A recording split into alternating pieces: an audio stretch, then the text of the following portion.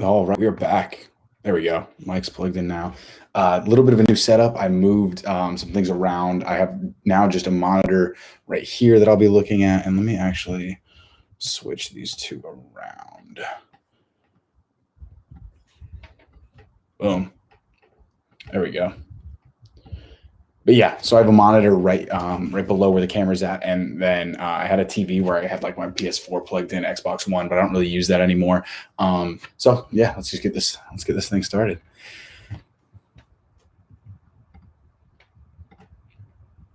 What is going on, guys? Welcome back to the Idols Travels podcast. This is episode number 34, the second episode of the year, 2021. I hope you guys had a great weekend, everything like that. Since I talked to you last on Wednesday, I had an incredible weekend, incredible start to the week. We'll kind of get into that. But like I said, I'm your host at Jack Hummell, 2M's, 2L's on YouTube, Instagram, Facebook, all the important things at Jack Hummell and everything like that.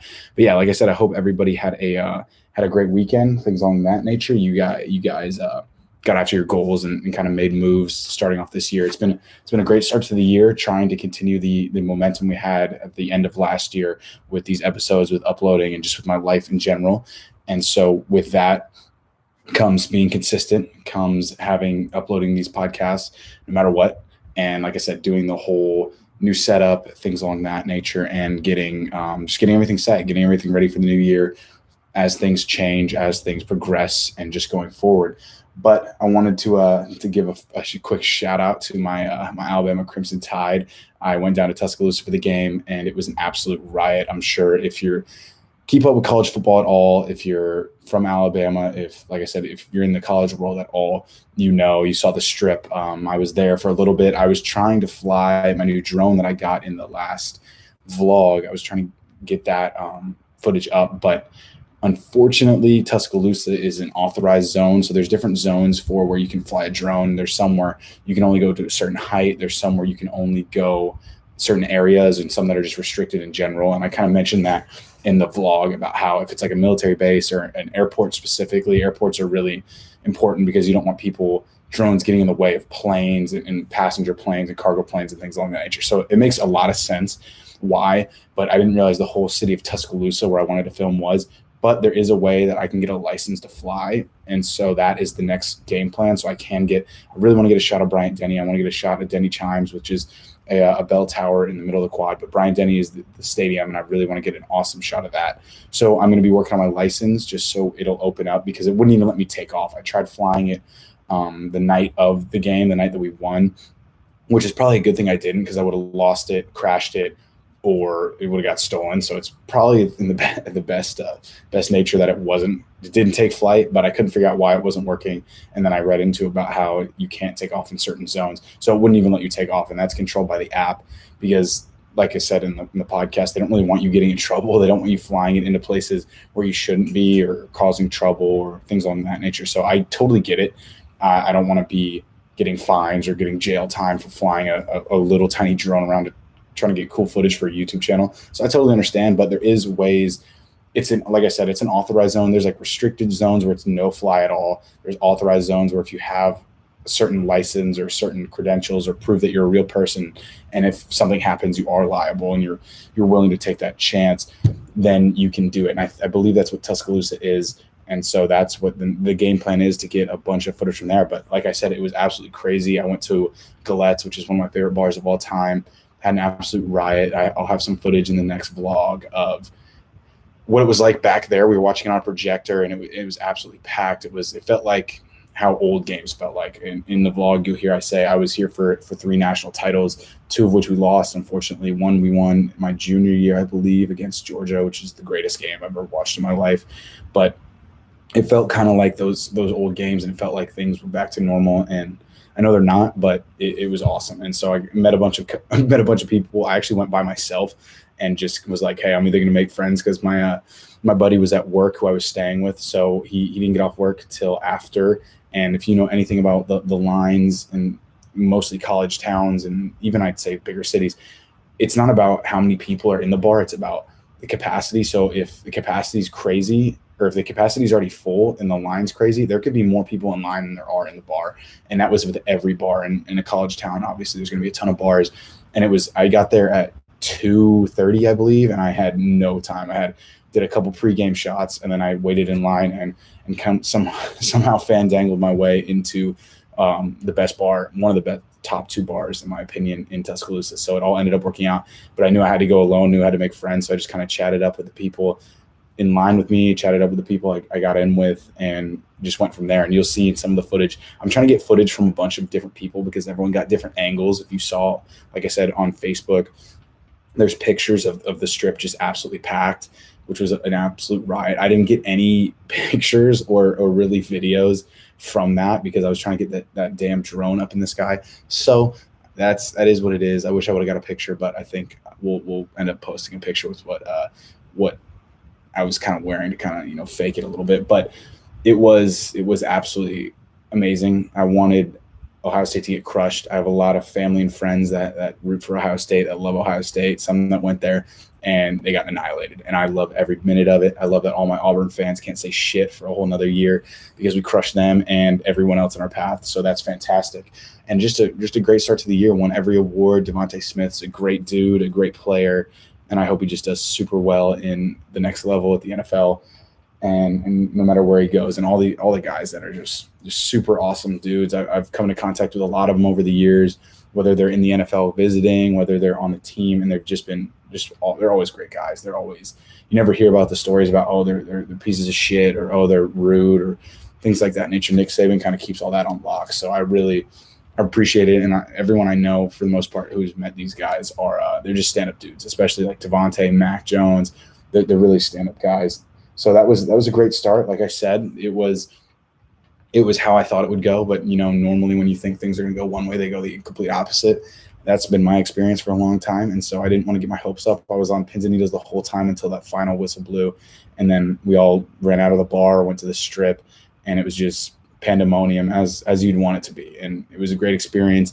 If you go to Alabama, then hopefully you'll experience another one here pretty soon. If you are planning on going to Alabama, this is why you go, for nights like that, memories like that. And if you don't, come visit. If you have a friend here, come visit. It is a once in a lifetime experience. I've had my team win the Super Bowl. It's nothing like that. I've had places in my town win huge games, but there's nothing like Alabama when they win a national title. And I will stand by that for the rest of my life. I promise you it's crazy, especially if you went there and you rep their colors and they took all your money from you and a lot of your time. That it's a great feeling. And so kind of recovering, kind of getting back in the swing of things, just making connections. I've been working a lot with people in Florida because the game plan was and has been on this podcast for the almost exactly a year. Now I think about it, it's almost been exactly a year. So we'll have to do something exciting for the year.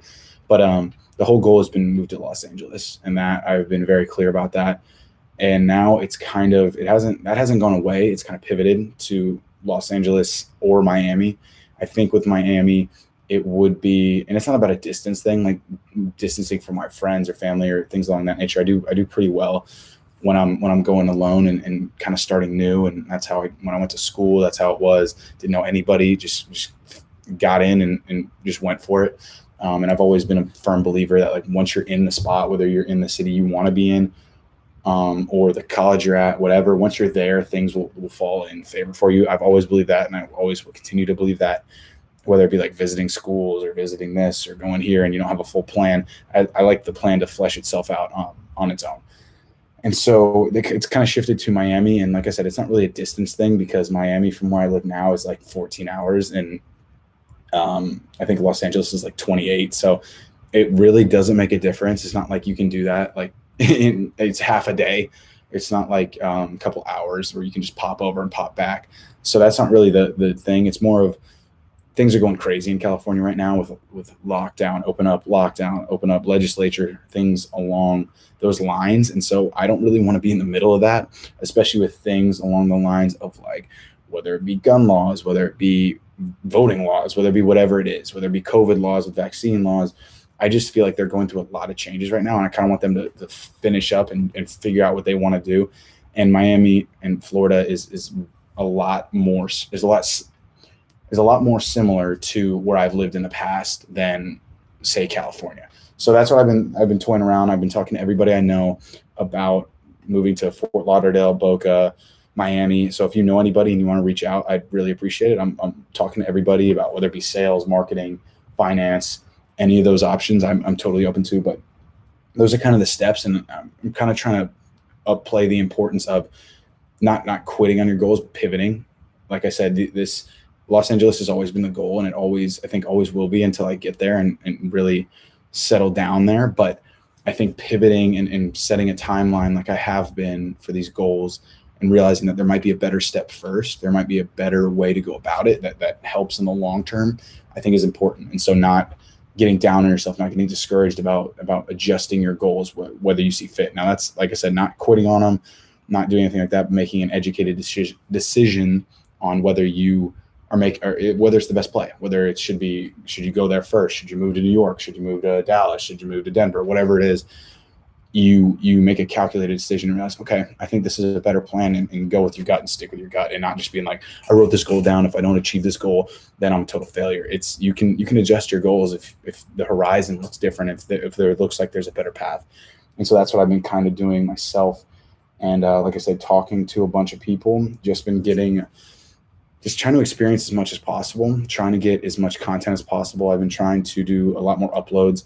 I know this is a little bit of a later podcast. Like I said, I've been kind of getting things straight since I got back from Tuscaloosa and just getting everything organized. But I knew I was going to upload a video because this year is all about consistency. This year is all about doing what I know I'm capable of and really transforming and getting to that next level to where this actually makes sense, to where it's the point where it's like, you're not embarrassed about talking about that you have a YouTube channel and podcast. You're not kind of hiding it under the table. And I guess hiding it under the table is not the word, but if you make videos and things along that nature that you know that aren't blowing up, you're not making money off of them at all. I'm not making any money off of any of this.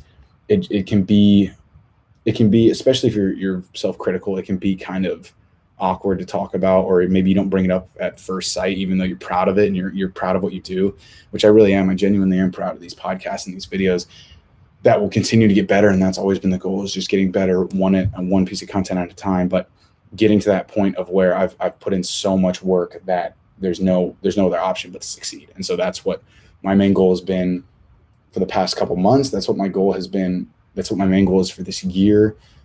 And I'm sticking to that, is just pumping out as much content as humanly possible that I can get done. And with the quantity, quality will come. And I know people get caught in the perfectionism trap. I did too. That's why I uploaded one video in 4 years.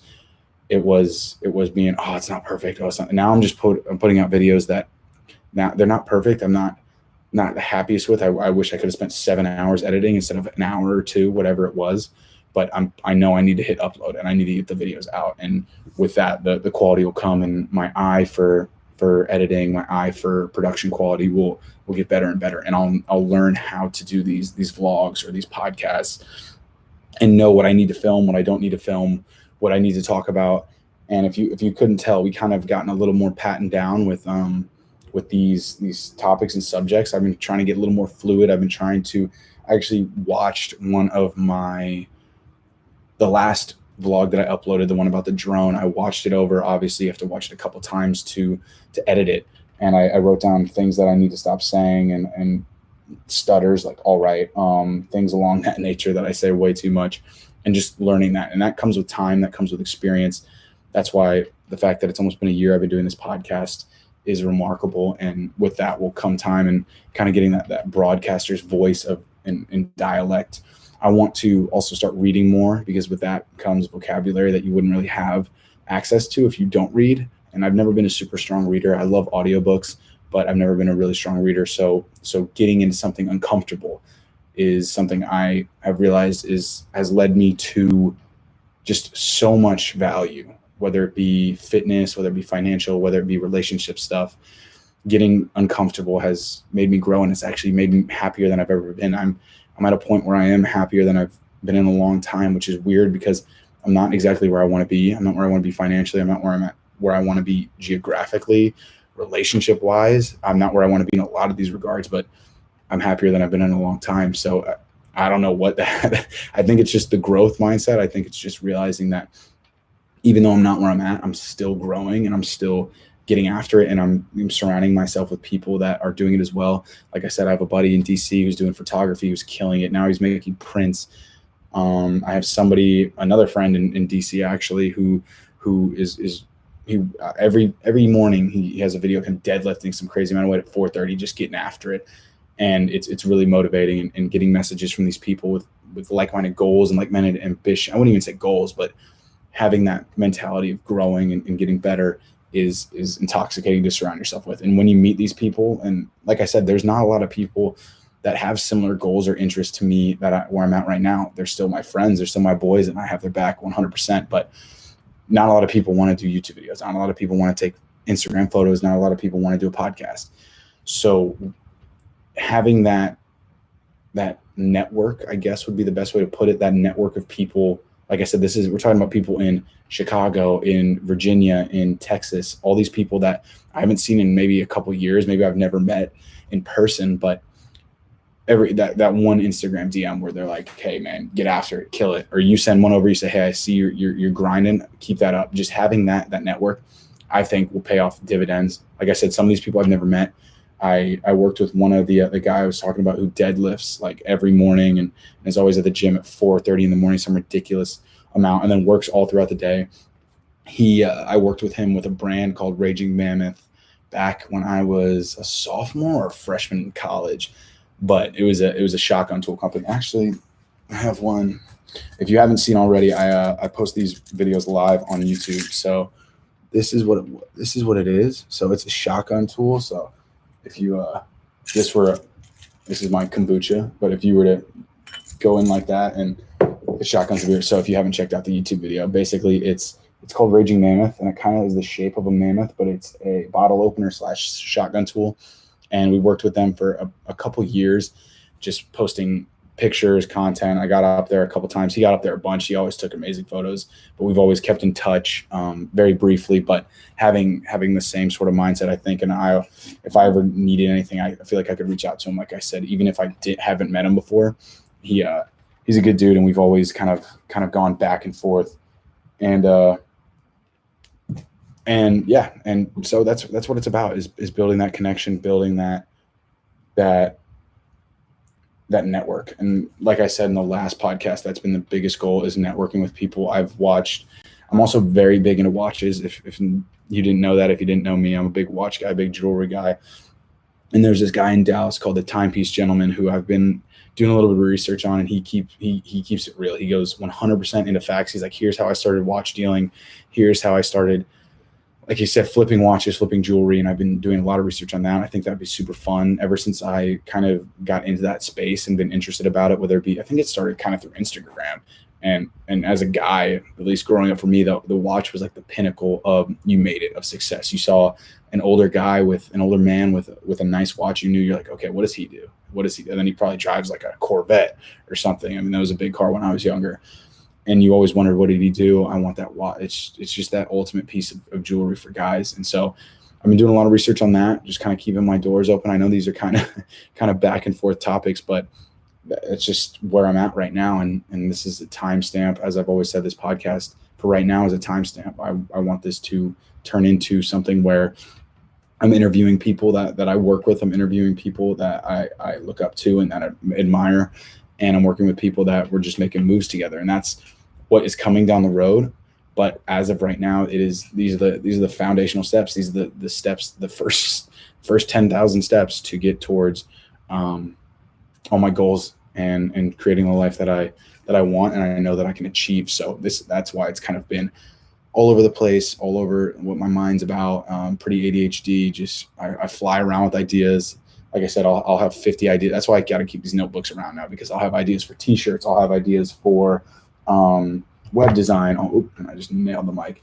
I'll have ideas for whatever, for podcasts, whatever it is. And I need to write them down immediately, or else another one will pop up and I'll forget the one that I had that I thought was super good. And so keeping notes and sticky notes and just writing utensils anywhere and everywhere around my room and where I'm at. But so that's just kind of what it's been. That's kind of what we're up to, making moves. Like I said, trying to connect in Florida.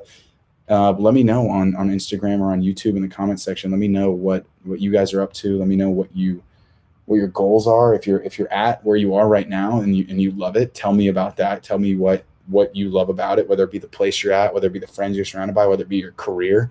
Talk to me about it. I'd love to take whatever knowledge I can from you. And if you're killing it, let me know, because I love to learn. I love people that are ahead of me kind of looking back and be like, all right, here's where I did, here's how I followed my truth. Here's how I went about finding a job. Here's how I went about finding somebody to date. Here's how I just love learning and hearing every aspect as much as possible. So that's where I'm at. I hope everybody's doing good. Roll Tide, obviously, national champs. What else is new? And I appreciate you guys for listening. We will have more and more. Like I said, this is the second one of the year, about to come up on a full year of this podcast. And I cannot wait to see where this year takes all of us, and we'll get after our goals. And a lot of good things are coming. I know they are. It's not even like I have a feeling. I know it. I know it in my soul that a lot of good things are coming for everybody. So on that note, I've been your host at Jack Hummell. If you haven't already, please go to my YouTube channel. Just Google Jack Hummell on YouTube. On the little search bar, you'll find me. Hit subscribe. Let me know. Let me know what you think. Check out some of the videos. Let me know. I'm trying to grow this community of just people trying to get better. And like I said, I appreciate you guys for listening on the podcast as well. If you could follow it on Spotify or on Apple Music or wherever you listen to, it's all on everything. I really appreciate it. So I hope you guys have a good one. We're going to do after hours on the YouTube video. So if you haven't already, on the YouTube videos, I go a little bit longer. Sometimes it's a minute. Sometimes it's 5. I go a little bit longer on the YouTube video just to kind of, drive a little bit of traffic over to the YouTube channel. It's just a little little tactic. But like I said, I appreciate you guys. You have a great week, and I will talk to you on the next one. Peace. All right. I love it. Sorry.